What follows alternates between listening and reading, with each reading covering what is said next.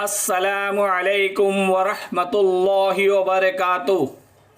سورہ بقرہ حصہ نمبر 64، سورہ بقرہ حصہ نمبر 64، آیت نمبر 29، آیت نمبر 29، رکوع نمبر 3، مفسرین کے اقوال، رکوع نمبر 3، مفسرین کے اقوال۔ ناظرین سامعین، الحمدللہ پچھلے حصہ نمبر 63 میں ہم نے مفسرین کے اقوال آیت نمبر 28 کے تعلق سے پڑھے۔ اس میں ہم نے پڑھا کہ اللہ تعالیٰ نے ہمیں 2 زندگی اور 2 موت دی ہے۔ اس کے تعلق سے ہم نے کافی حد تک تفصیل سے پڑھا۔ بہترین موضوع تھا کہ اللہ نے ایک جگہ ارشاد فرمایا کہ انسان پر وہ بھی زمانہ آیا ہے جس وقت وہ کوئی قابل ذکر چیز ہی نہیں تھا۔ انسان پر وہ بھی زمانہ آیا ہے جس وقت وہ انسان کوئی قابل ذکر چیز ہی نہیں تھا۔ اور بھی بہت سی اس طرح کی آیتیں ہیں کہ حضرت عبداللہ بن مسعود رضی اللہ تعالیٰ عنہ فرماتے ہیں کہ آخرت میں کفار کہیں گے کہ اللہ 2 دفعہ تو نے ہمیں مارا اور 2 دفعہ جلایا، ہمیں اپنے گناہوں کا اقرار ہے۔ حضرت عبداللہ بن مسعود رضی اللہ تعالیٰ عنہ فرماتے ہیں کہ کفار آخرت میں کہیں گے کہ اے اللہ 2 دفعہ تو نے ہمیں مارا اور 2 دفعہ ایک جگہ ہے، ایک مفسرین کا اقوال ہے کہ تم اپنے باپوں کی پیٹ میں مردہ تھے، یعنی کہ کچھ بھی نہ تھے، اللہ نے تمہیں زندہ کیا یعنی کہ پیدا کیا، اور پھر تمہیں مارے گا اور پھر تمہیں قبروں سے اٹھائے گا۔ پس ایک حالت مردہ پن کی دنیا میں مرنے سے پہلے، پھر دنیا میں مرنے کے بعد، پھر قیامت میں اٹھ کھڑے ہونے کی 2 زندگیاں اور 2 موتیں۔ اسی طرح 2 زندگی اور 2 موتیں کے بارے میں آتا ہے کہ ایک مرتبہ روح کو اللہ تعالیٰ نے پیدا کیا عالم ارواح میں، روح کی دنیا میں، لیکن روح کی شکل میں پھر ہمیں سلا دیا گیا۔ وہ ہماری پہلی موت تھی، پھر ماں کے پیٹ میں بچہ جسم کے ساتھ زندگی دیا، بچے کے شکل میں جسم کے ساتھ زندگی دیا، پھر دنیاوی زندگی 60 70 75 80 سال کے بعد پھر انسان مر جاتا ہے، پھر آخرت کی زندگی ہوں گی جو کبھی ختم نہ ہوں گی، ابدالآباد زندگی ہوں گی۔ اللہ تعالیٰ اس زندگی کے لیے ہمیں کامیاب فرمائے، آمین۔ تو ہم حصہ نمبر 64 کا آغاز کرتے ہیں اللہ تعالیٰ کے نام کے ساتھ، اور ہر بار کی طرح ہمارے موضوع کے تعلق سے جو آیت ہے، آج ہماری موضوع ہے آیت نمبر 29 کے تعلق سے۔ تو ہم آیت نمبر 29 کو پہلے پڑھیں گے، پھر ان کے تعلق سے مفسرین کے جو بھی اقوال ہیں انشاءاللہ تعالیٰ اسے پڑھا جائے گا۔ اعوذ باللہ من الشیطان الرجیم، بسم اللہ الرحمن الرحیم۔ هو الذی خلق لکم ما فی الارض جميعا ثم استوى الى السماء فسواهن 7 سماوات وَهُوَ بِكُلِّ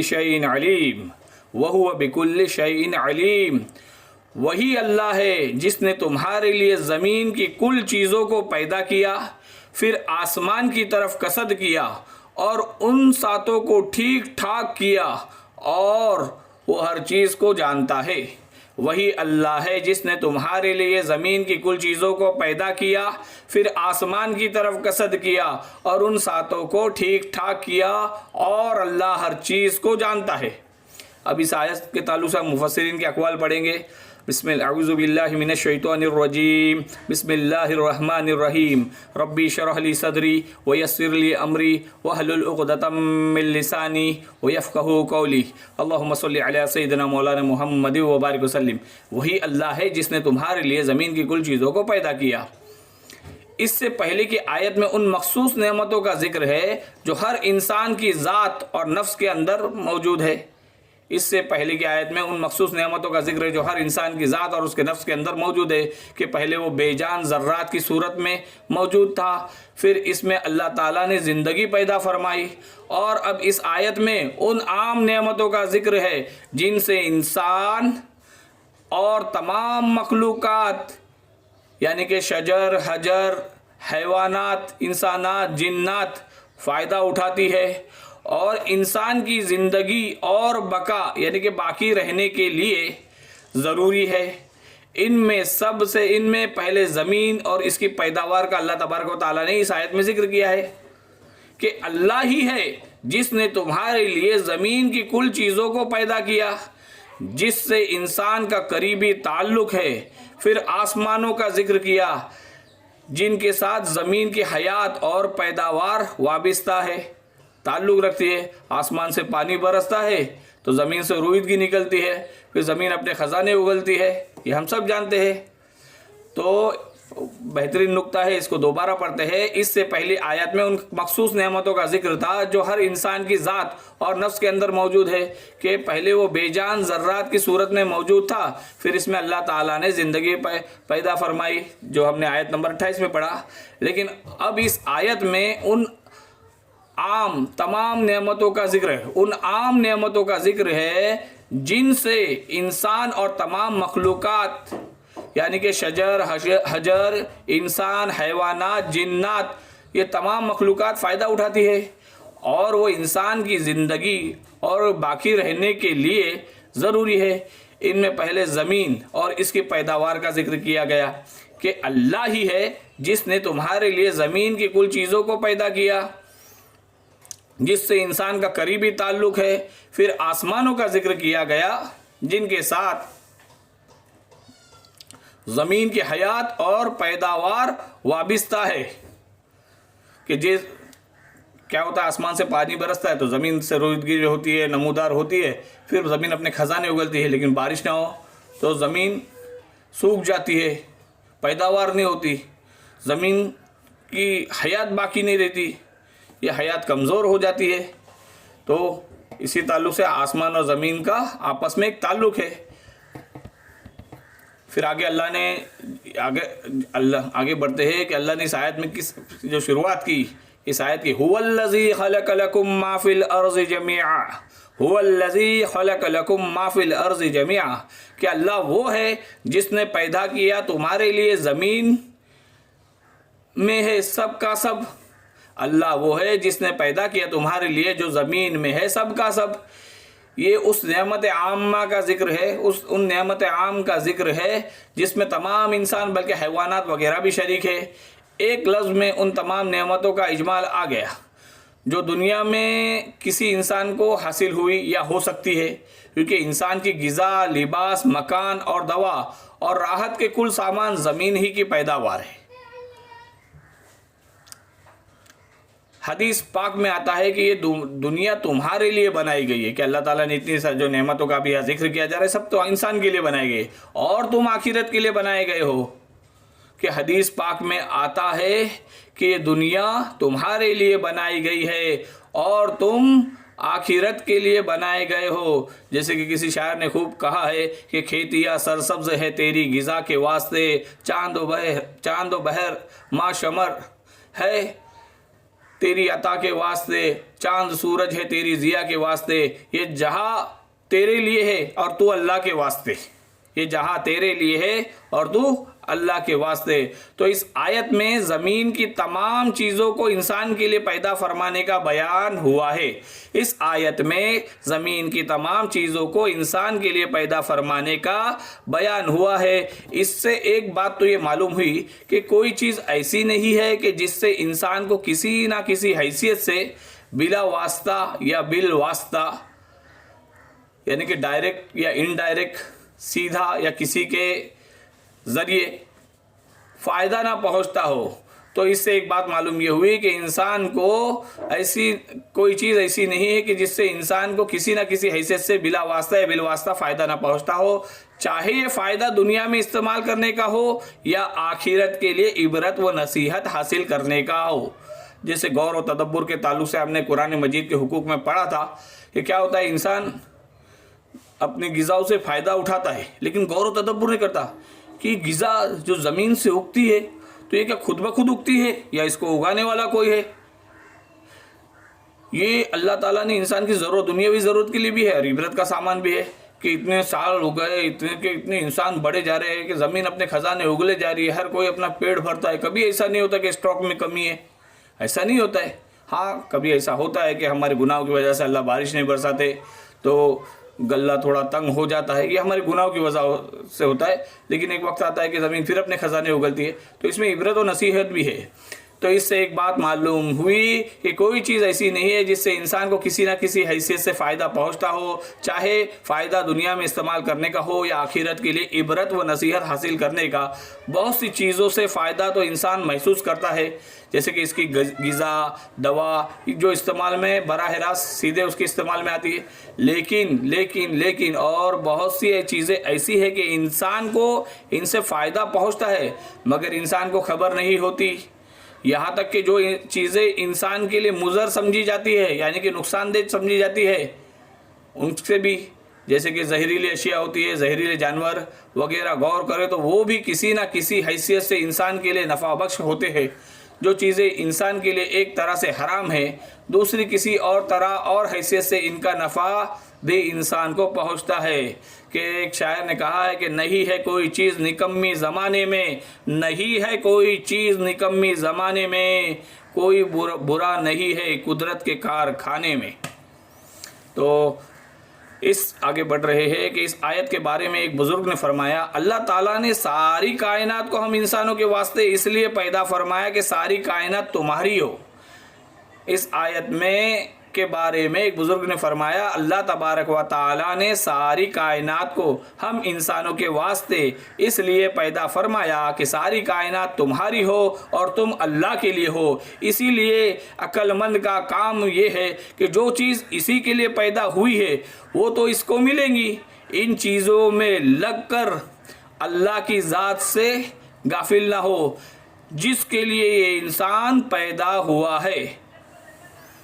اس آیت کے بارے میں ایک بزرگ نے فرمایا کہ اللہ تعالیٰ نے ساری کائنات کو ہم انسانوں کے واسطے اس لیے پیدا فرمایا کہ ساری کائنات تمہاری ہو اور تم اللہ کے لیے ہو۔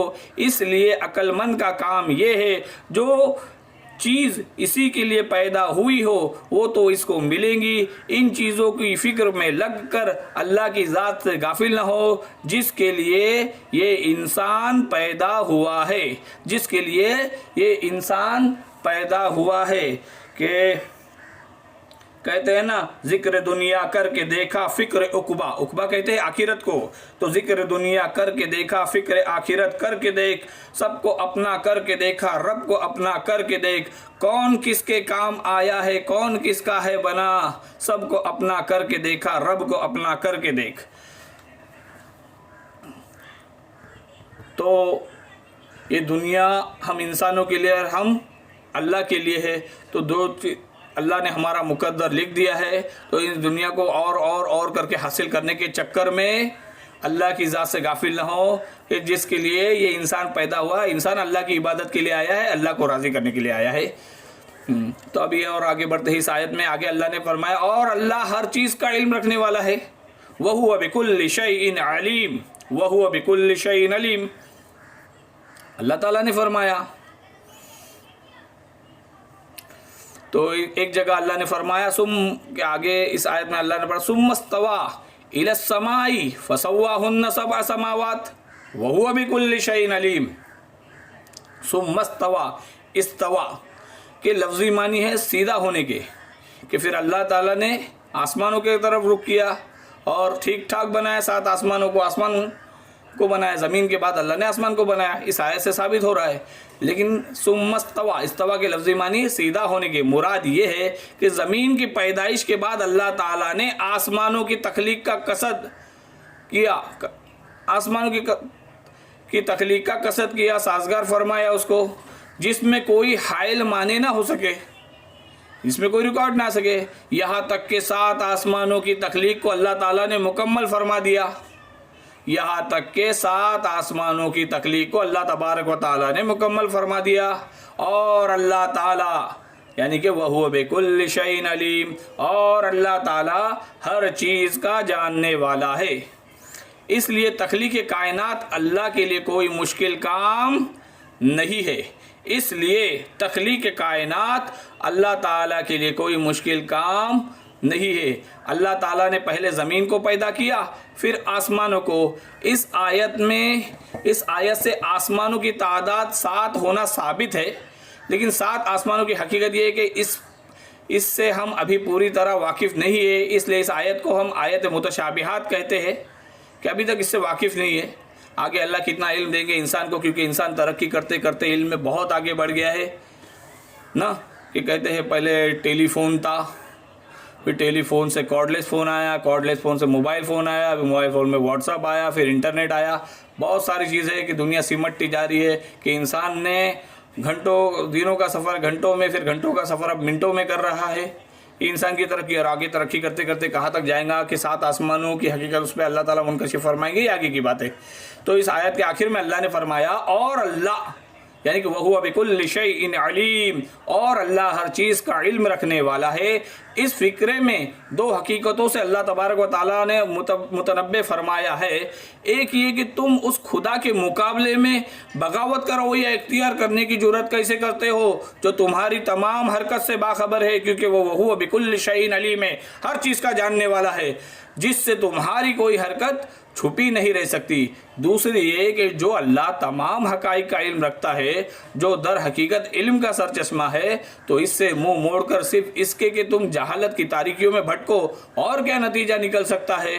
جب اس کے سوا، جب اللہ تبارک و تعالیٰ کے سوا علم کے حاصل کرنے کا کوئی منبع ہی نہیں ہے، کوئی ذریعہ ہی نہیں ہے، کوئی راستہ ہی نہیں ہے، تو جب اس کے سوا کہیں اور سے روشنی مل ہی نہیں سکتی جس سے ہم تمام انسان زندگی کا راستہ صاف دیکھ سکے، تو آخر اس اللہ تبارک و تعالیٰ وحدہ لا شریک لہ سے، آخر اس کی نافرمانی سے، اس کی روگردانی کرنے میں ہم انسانوں نے کیا فائدہ دیکھا ہے؟ تو ہمیں چاہیے کہ اللہ تبارک و تعالیٰ کے حکموں کے مطابق ہماری زندگی گزارے، تبھی تو ہم کامیاب ہوں گے. اور اس کے لیے سب سے بہترین ذریعہ اللہ نے ہمیں دیا ہے، وہ ہے قرآن. کہ بتایا جاتا ہے نا کہ کافروں کو جب اللہ تعالیٰ جہنم میں ڈالے گا تو ان کو حسرت ہوگی کہ ہم ان کی عبادت کرتے تھے، ہم ان کی عبادت کرتے، اس کے پیچھے ہم نے اپنی زندگی کھپا دی اور آج ہماری آخرت برباد ہو گئی. اسی طرح مسلمان کو بھی حسرت ہوگی کہ اللہ تعالیٰ نے اتنا بہترین معجزہ اپنے نبی صلی اللہ علیہ وسلم پر نازل فرمایا، قرآن نازل فرمایا، اور اس کے ہوتے ہوئے بھی ہم گمراہ ہو گئے. تو ہماری ہدایت کے لیے، ہماری کامیابی کے لیے بہترین ذریعہ اللہ تبارک و تعالیٰ نے قرآن دیا ہے. تو اے اللہ کے پیارے بندے، نبی صلی اللہ علیہ وسلم کے پیارے امتی، اے پیارے مسلمان، تو پڑھ قرآن، تیرا رب کرے گا تیرا اکرام، تیرا رب تجھے سوار دے گا، تیرے ظاہر اور باطن کو نکھار دے گا. الحمدللہ ثم الحمدللہ. آیت نمبر 29 کے تعلق سے جو بھی مفسرین کے اقوال کم و بیش جتنے تھے ہم نے پڑھ لیے. اللہ تعالیٰ ہماری آخرت سوارے، ہماری دنیا سوارے. ربنا آتنا فی الدنیا حسنۃ وفی الآخرۃ حسنۃ وقنا عذاب النار. یہ آیت لگاتار پڑھتے رہے جہاں تک ممکن ہو، ہر نماز کے بعد بھی پڑھے. اللہ تعالیٰ اپنے حسنات سے، دنیا اور آخرت کے حسنات سے ہمیں مالا مال فرمائے، اور قرآن پاک کے کا ذوق شوق نصیب فرمائے، قرآن پاک کے خزانوں سے ہمیں مالا مال فرمائے. آمین آمین یا رب العالمین. وآخر الدعوانا ان الحمد للہ رب العالمین. السلام علیکم ورحمۃ اللہ وبرکاتہ.